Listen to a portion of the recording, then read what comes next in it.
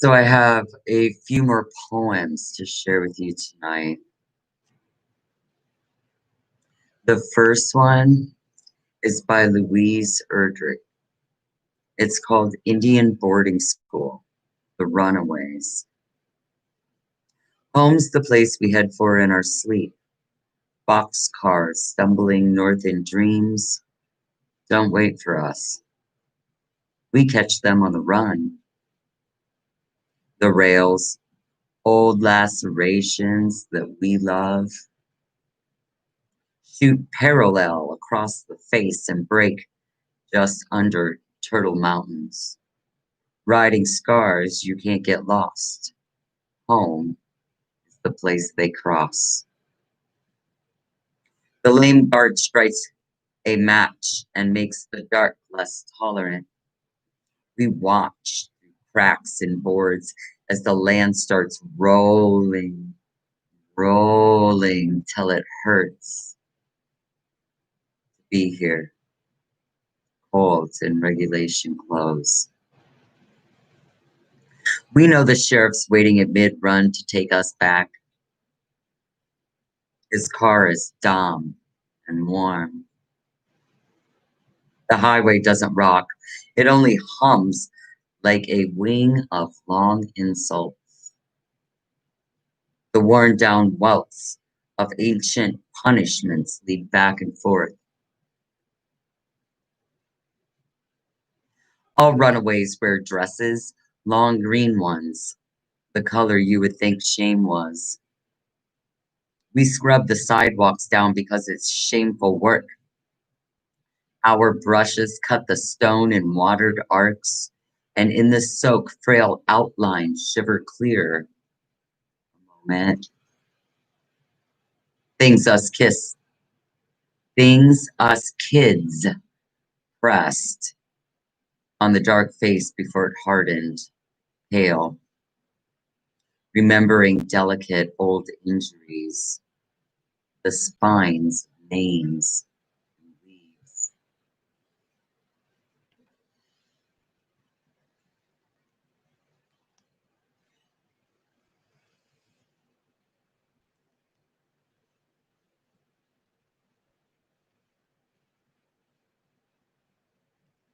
Ray A. Young Bear wrote this poem.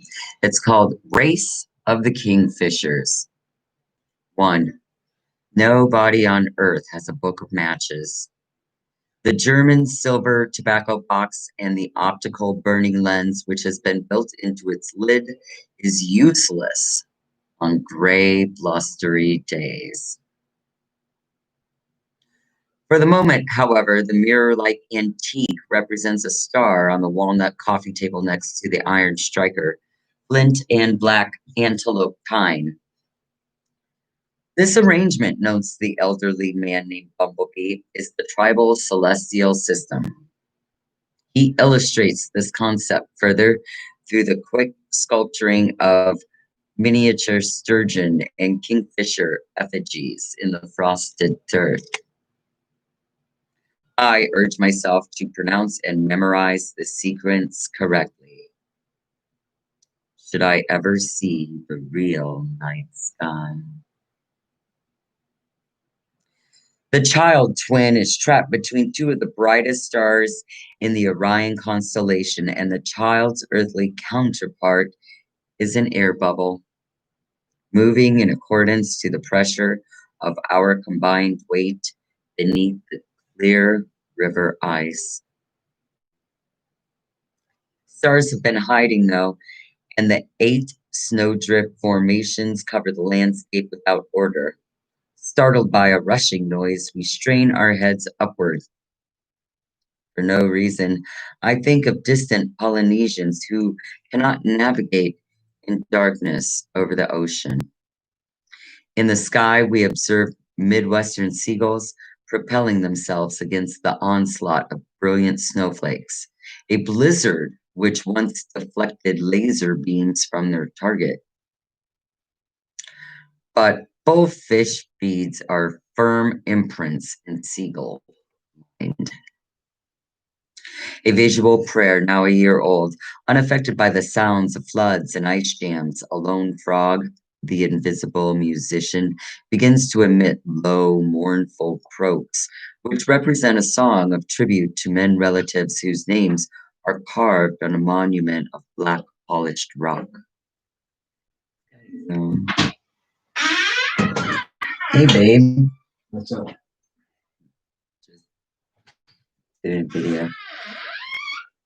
We understand part of the song goes to those other men who became an Indochina memory after their return home. Although they are gone, they frequent our surreal dreams. 2 Bloody Mary drinks, a silk navigator scarf, and golden shoulder braids with specks of red sand.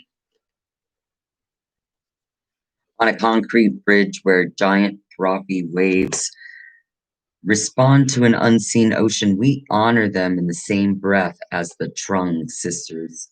This hour when the river carries the wreath northward, the other way. 2. Above us, through the canvas lodge opening, the sun's mirage appears, causing small insects to release their numb bodies from the ceiling into flight. We question which myth tells of this incongruity. Through the thin wall, a voice informs us we've lost controllable fire, the very factor which can heal as well as destroy.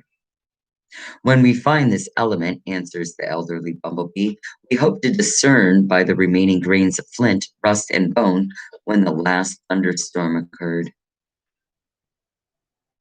In a gesture made by thoughtless men, we invite the person with the voice to sit with us in further conversation.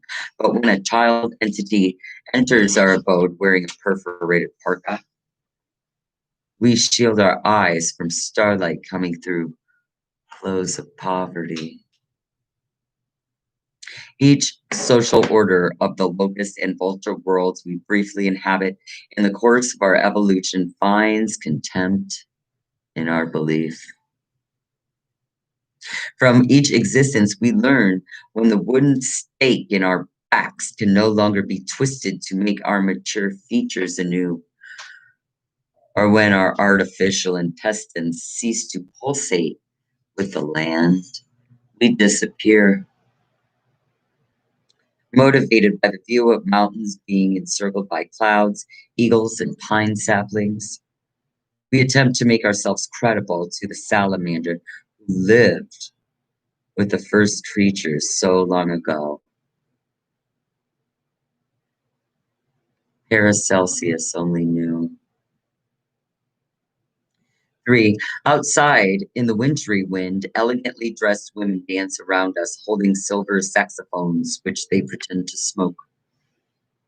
Before building up enough courage to step outside and ask for a precious match from the observers, I think of Sherlock Holmes and his double-brimmed hat, wondering whether he could have solved the mystery of the missing night sky.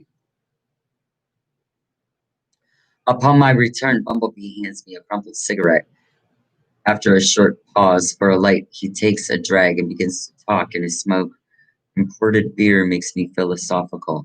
In a demanding gesture, accompanied by a raspy voice, he inquires if I have more pheasant or Manilan beer. Manilan beer. My wife, Celine, is offended, but she shrugs it off.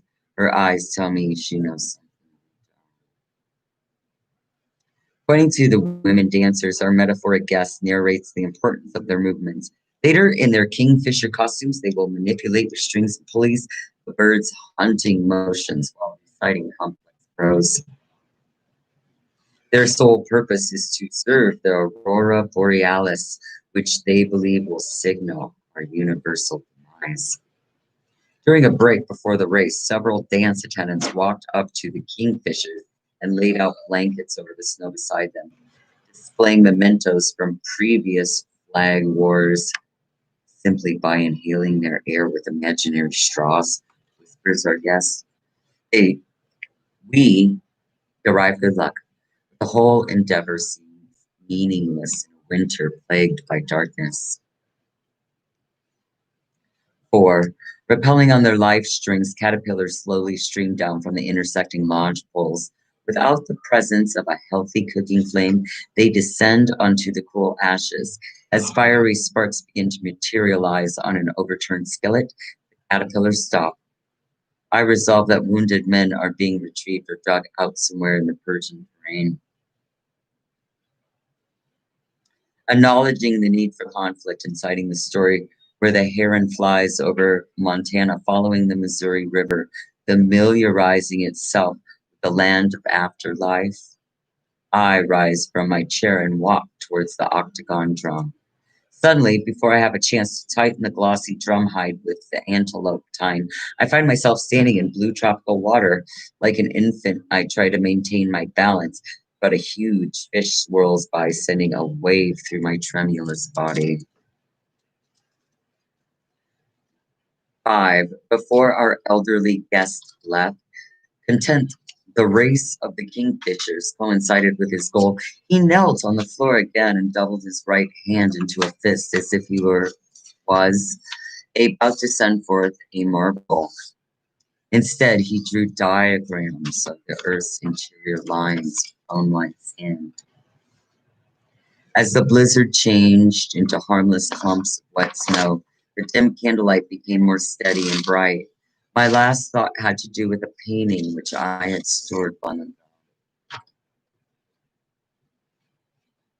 In dynamic poster colors, an individual with ironed Levi's and cowboy boots sits in a jet seat, with his brown, crooked hand clutching a plastic cocktail glass.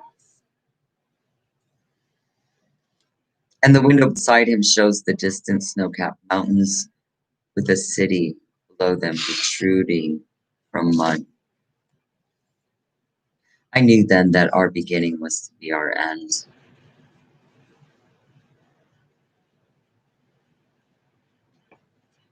I unwrapped the painting, wiped the grime from the acetate cover, and read its title, Indian Subject Asleep on Flight 544 from Albuquerque after lecture on indigenous literature. A corroboration on prophecy. 6. The next day when I met him on the community's lone dirt road, he explained his temperament was a result of his marital separation. I responded that it made no difference to my esteem, that Celine knew all the facts. Afterwards, he showed me his Czechoslovakian cut bead buckle, a moon of half green and half red beads divided by a single horizontal line, pearl beads. It looks pretty good, I said. A simple idea, he replied, but they are colors of sanctity. I continued my walk, feeling glad alcohol had not ruined my day. By the way, he said sternly, after we had walked a few paces from each other like chivalrous foes, you have a bug in your ear. In my heart, I thought, why would anyone want me under surveillance? But my left ear had been humming. When I turned around, 3 conspicuous men with recording apparatus and earphones tried to act as if they couldn't hear me. In their pretense to mingle into the circus crowd, they stumbled when I spoke to them.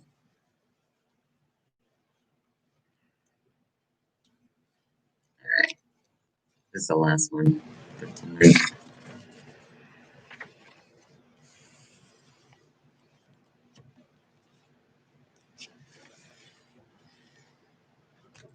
This is a poem by Louise Erdrich. It's called Jacqueline. The same Chippewa word is used both for flirting and hunting game, while another Chippewa word connotates both using force in intercourse and also killing a bear with one's bare hands.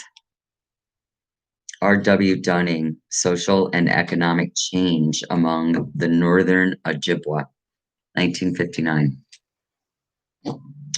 We have come to the edge of the woods, out of on grass where we slept unseen, out of knotted twigs, out of leaves creaked shut out of hiding.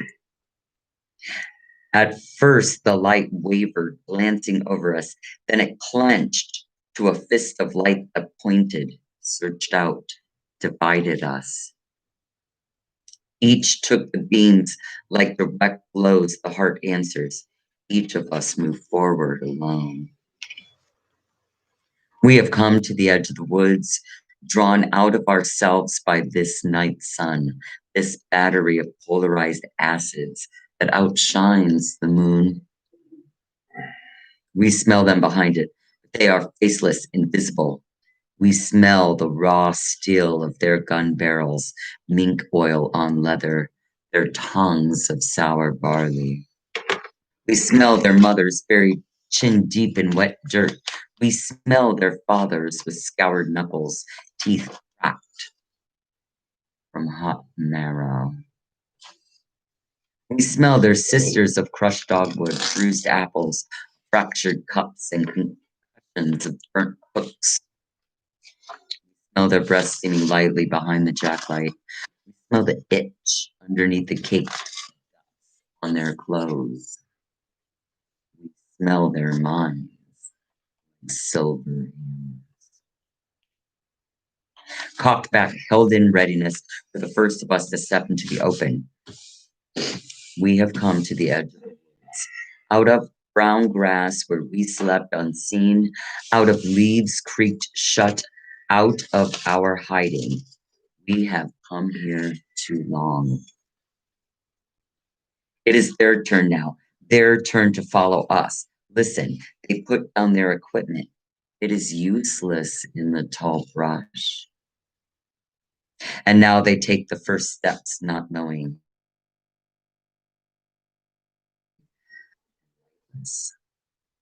how deep the woods are.